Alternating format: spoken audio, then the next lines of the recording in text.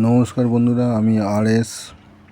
এখন সময় হচ্ছে সকাল 10:20। আজকে 22শে জুন সোমবার 2026।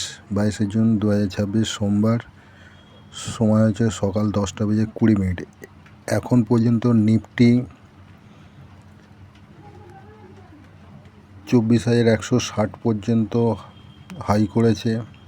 এখন ওর আশেপাশেই টিকটিক করছে। খুব সম্ভবত 24,070-80 আর একটু উপরেও হাই একটা মারতে পারে। ওই মুহূর্তেই পুট বাই করা বা ফিউচার সেল করা বা কল সেল করা যেতে পারে। ওই সময় পজিশানটা নয় সবচেয়ে বেস্ট হবে। এবং ক্লোজিং বেসিসে 24,200-র উপরে মার্কেট যদি নিফটি যদি ক্লোজ করে, তাহলে স্টপ লস মনে করে এক্সিট নিয়ে নেওয়াটাই সবচেয়ে উচিত হবে। বর্তমান যা পরিস্থিতি, আমার মনে হচ্ছে মার্কেটটা 24,200-র উপরে ক্লোজ করতে পারবে না। এবং গত বৃহস্পতিবার যে হাইটি করেছিল 24,189 বা 90, যাই মনে করো না কেন, সেই হাইটাকেও ব্রেক করতে পারবে না।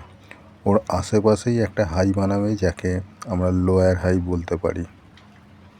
এমনটাই আমার মনে হচ্ছে। যদি বৃহস্পতিবার দিনে হাইটাকে ব্রেক করে, তাহলে আমার সম্পূর্ণ গেম প্ল্যানটাই নষ্ট হয়ে যাবে।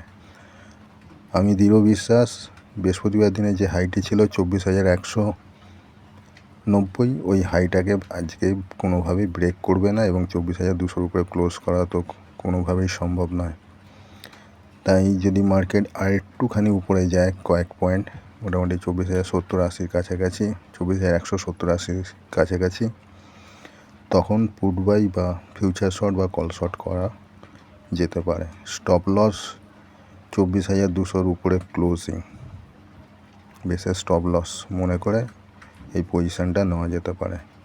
ধন্যবাদ।